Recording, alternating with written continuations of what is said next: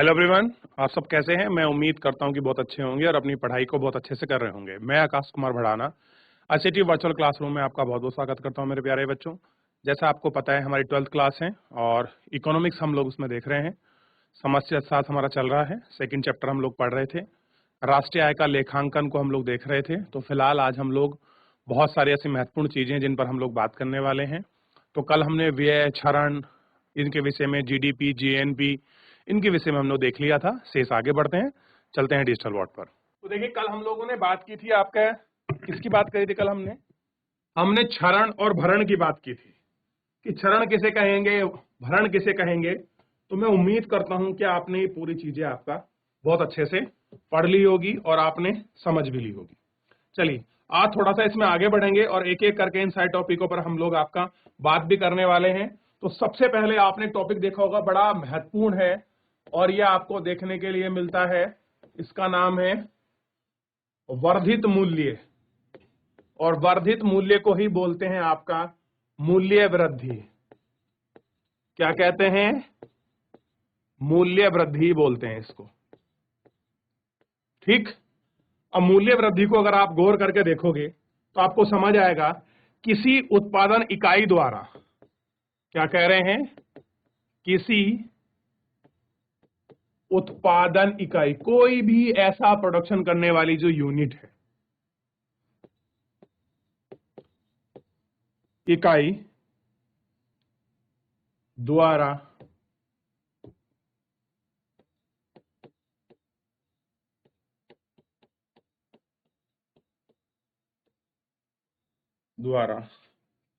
निश्चित समय में,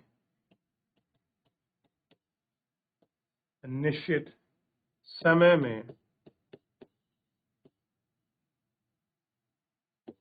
किए गए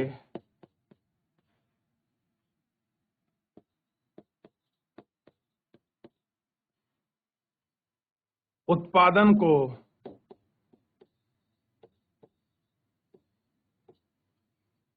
मूल्य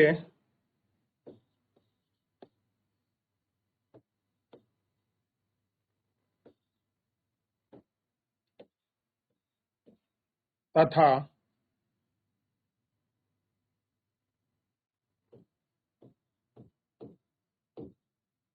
प्रयुक्त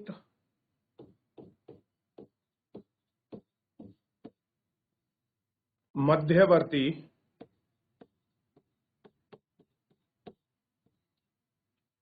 उपभोग को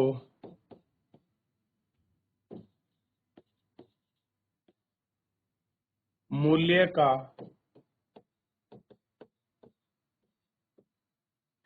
अंतर वर्धित मूल्य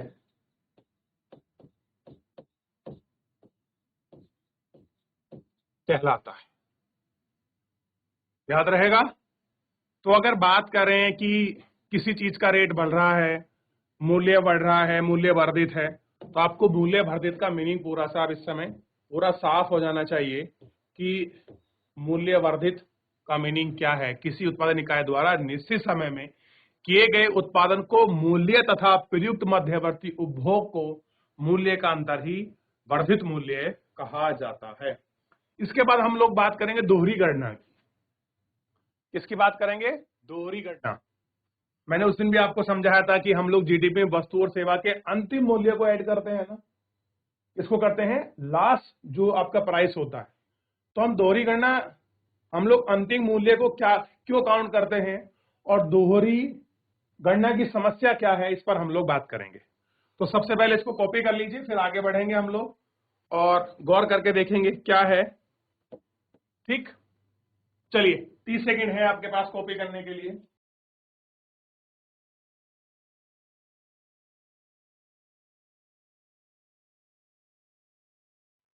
हो गया बच्चों? आगे बढ़ते हैं, चलो ध्यान दीजिए आप सभी। बात करेंगे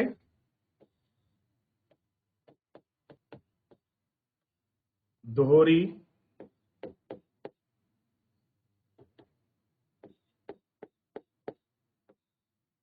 गणना की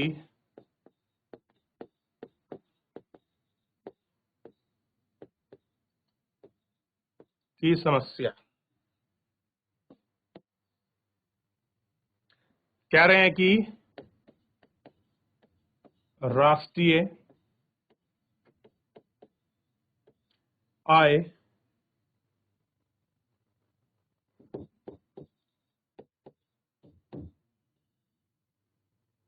आकलन में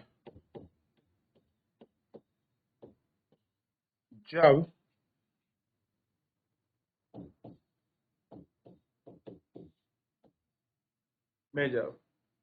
किसी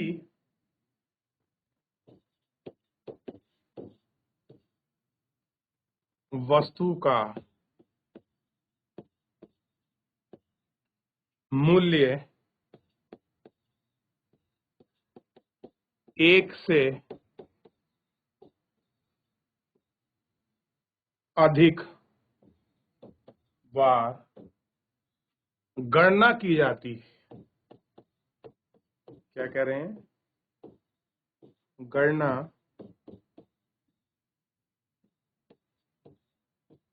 की जाती है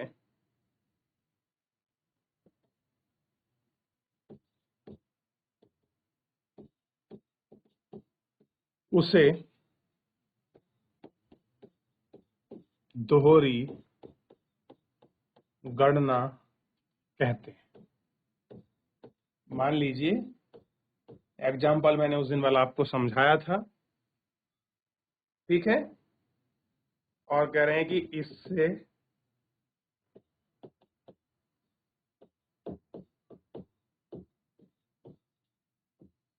राष्ट्रीय अधिक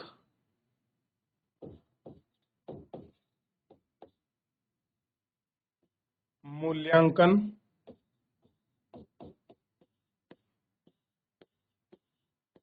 दर्शाता है।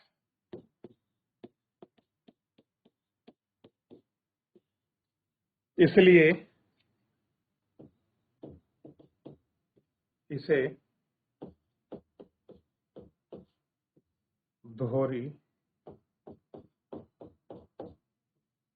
गणना की समस्या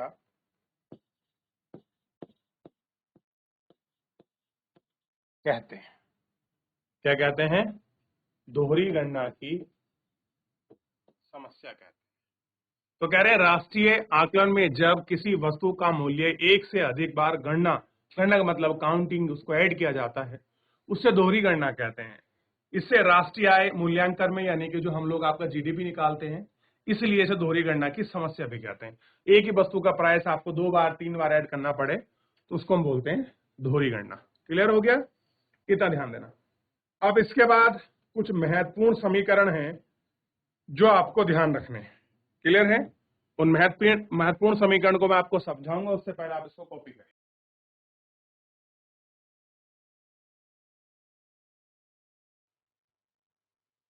चलिए आगे बढ़ते हैं और कह रहे हैं कि कुछ महत्वपूर्ण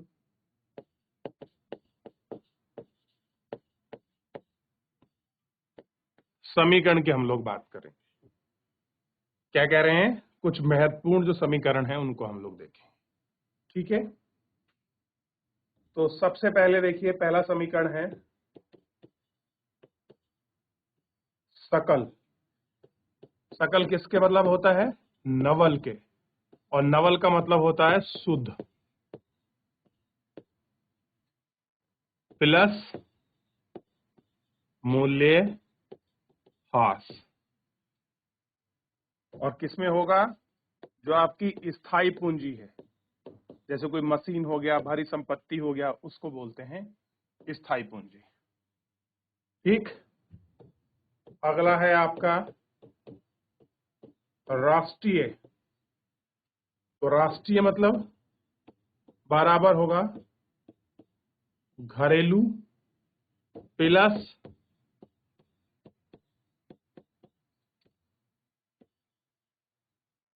विदेशों से प्राप्त नवल साधन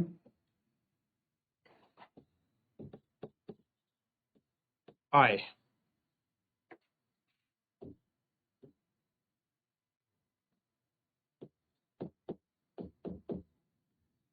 अगला है बाजार कीमत। बाजार कीमत मतलब बराबर है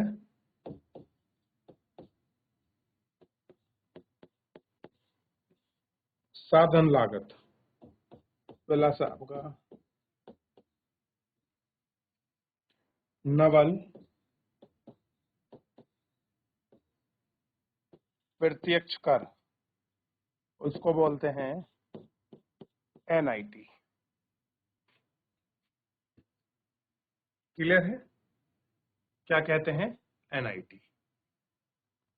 चलिए इसी में लिख दूं या नए पेज? नए पेज से लिख दूं। एक और होगा जिसे ये है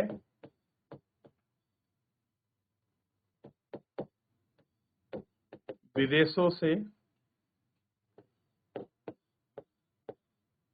शुद्ध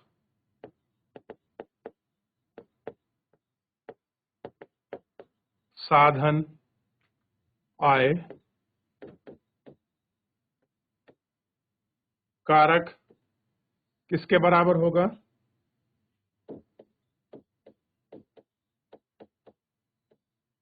विदेशों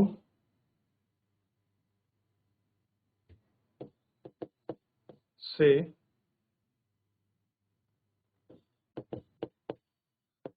साधन आय माइनस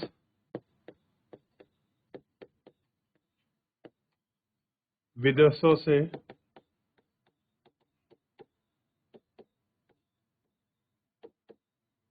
साधन आय। क्लियर है? चलिए ये तुम्हें ध्यान रखना। तो एक एक करके सारे को आप कॉपी कर ले। फिर राष्ट्रीय आय की अनुमानित मापने की जो विधि है, किस तरह से हम नेशनल इनकम को मापते हैं, इस पर हम लोग आपका गौर करेंगे और विचार करेंगे। क्लियर है? देख लें आप इनको, कर लीजिए कॉपी।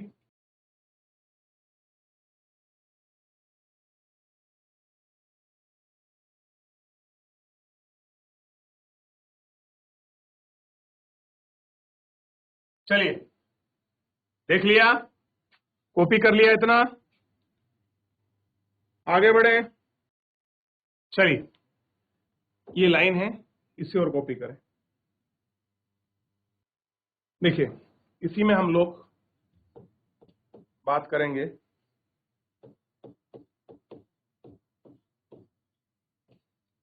राष्ट्रीय आय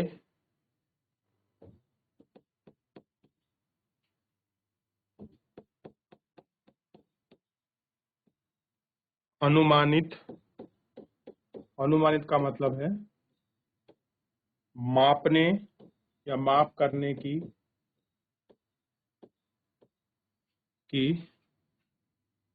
विधि।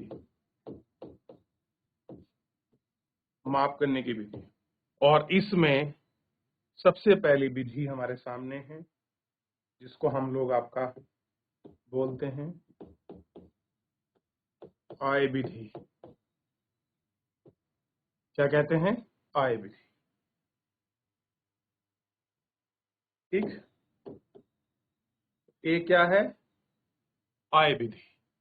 और आय विधि के भी आपके दो चरण हैं, फर्स्ट चरण और सेकंड चरण। क्या है? फर्स्ट चरण और सेकंड चरण, दोनों चरणों को हम लोग देखें। चलिए तो सबसे पहले हम लोग बात करेंगे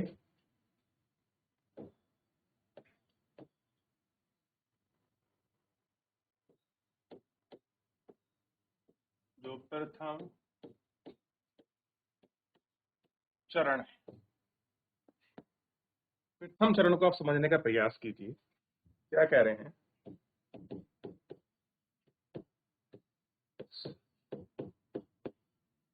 साधन लागत पर नवल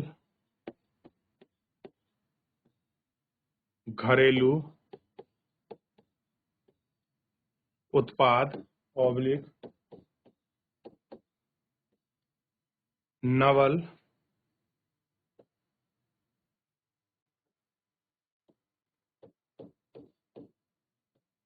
घरेलू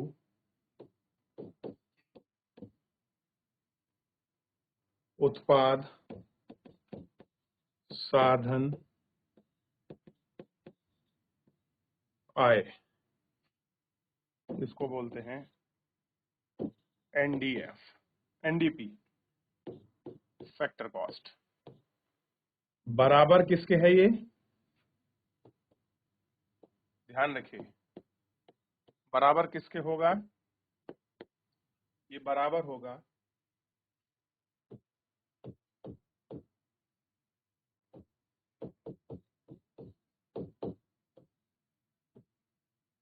कर्मचारियों का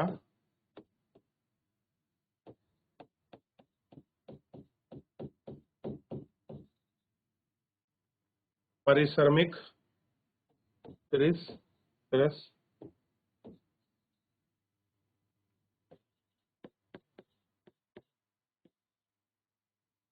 प्राचलन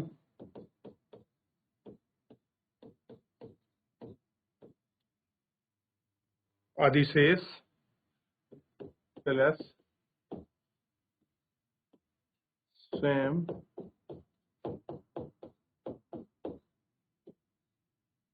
नियोजित, ये कह सकते हैं नियोजितों की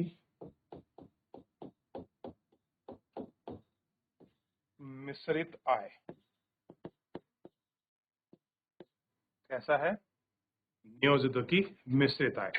तो प्रथम चरण में हम साधन जो लागत पर आपका नवल घरेलू उत्पाद है, नेट डोमेस्टिक जो प्रोडक्ट है, नेट क्लियर है, नेट को ही हम आपका नवल, मैंने दोनों नवल लिख दिए क्या,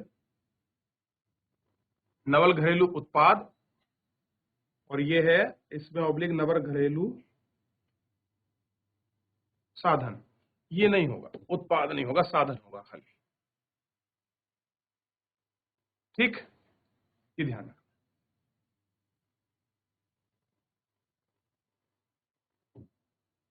अब आप इसका सेकंड चरण और देख लें।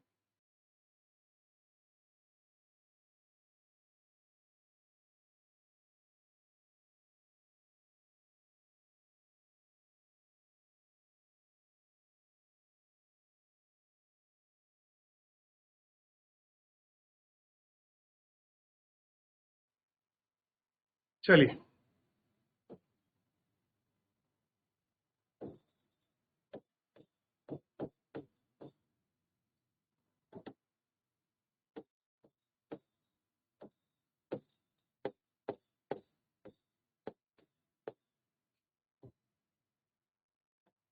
द्वितीय चरण की हम लोग बेसिकली इसमें बात कर रहे हैं।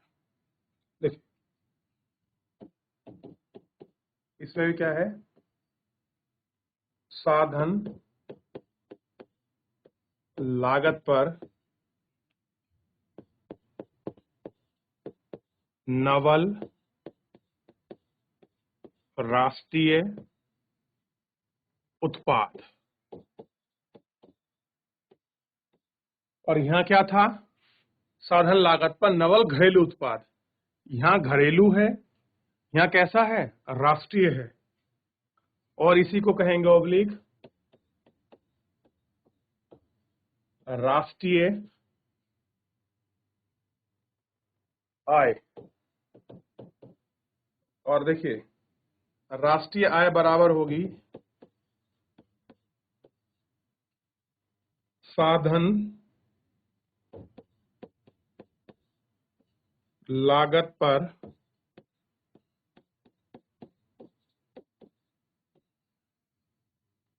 नवल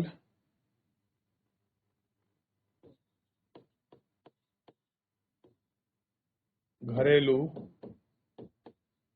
उत्पाद प्लस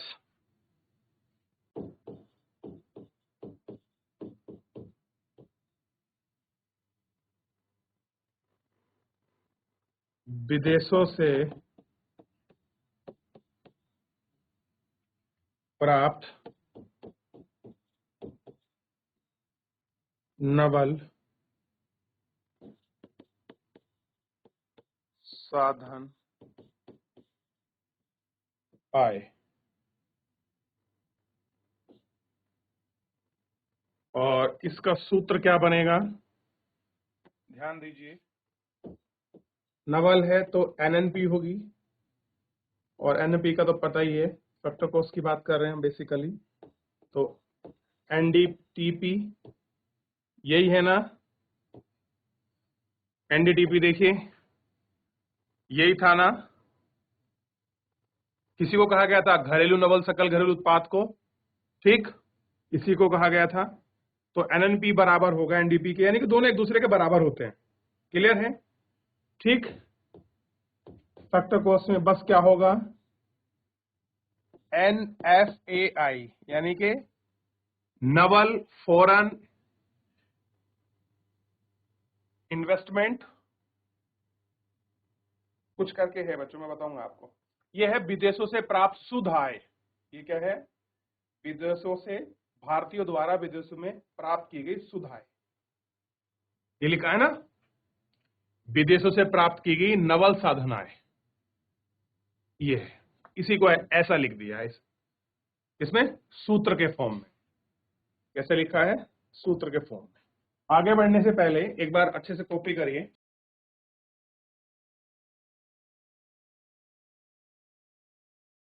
तो एक बार आप पीछे नजर दौड़ाइए, हमने क्या क्या पढ़ा है। तो सबसे पहले राष्ट्रीय आय के अनुमानित जो मापने के पैमाने हैं, तो पैमाने में पहला आय विधि है। कैसा है, आय विधि। उसके दो चरण हमको देखने हैं, फर्स्ट और सेकंड। तो फर्स्ट को हमने इसमें पढ़ा, प्रथम चरण में आपका, तो प्रथम चरण को हमने ज्ञात कर लिया। सेकंड चरण को हमने पढ़ लिया, सेकंड भी हमने ज्ञात कर लिया। ठीक है, थोड़ा सा पीछे चलता हूं और मैं आपको दिखा। तो देखिए, मूल्यवर्धित आय से आज का हमने अपना लेक्चर शुरू किया था, और इसको गौर करते हुए हम आगे बढ़ते चले गए थे। अब देखिए, इतना देख चुके हम लोग। फिर उसके बाद दोहरी गणना की समस्या को पढ़ा, कुछ महत्वपूर्ण समीकरण थे, इनको देखा। इन दोनों विधि को भी हम लोग ज्ञात कर चुके थे। क्लियर है, अच्छा। अब मुझे बताइए आप, बाजार कीमत पर सकल घरेलू उत्पाद याद है आपको, मार्क प्राइस की बात कर रहे हैं एमपी, और राष्ट्रीय आय एनएनपी। जो मैं एनएफ लिखता हूं ना, तो आपको पता होना चाहिए कहां से लिखता हूं। एक देश के सामान्य निवासी द्वारा एक वर्ष में किसी देश के घरेलू सीमा के उत्पाद व शेष अर्जित की गई आय के संसाधन के योग को हम बोलते हैं। ठीक है, फॉरेन कॉस्ट भी इसमें शामिल होती है, फैक्टर कॉस्ट। क्लियर है, इसमें शामिल है।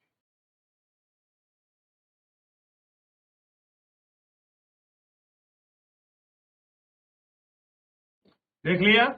तो मेरे प्यारे बच्चों, आज हमने बहुत सारी चीजों को देखा। आय विधि की गणना कैसे होती है राष्ट्रीय आय में, और उसका प्रथम चरण के जो दोनों पार्ट हैं उनको भी हम देख चुके हैं। तो फिलहाल मेरे प्यारे बच्चों, आज के इस लेक्चर में इतना ही। मिलते हैं नेक्स्ट लेक्चर में। तब तक अपना ध्यान रखिए, स्वस्थ रहिए, अपनी पढ़ाई को बहुत अच्छे से करते रहिए। मुझसे जुड़ने के लिए आपका बहुत बहुत धन्यवाद।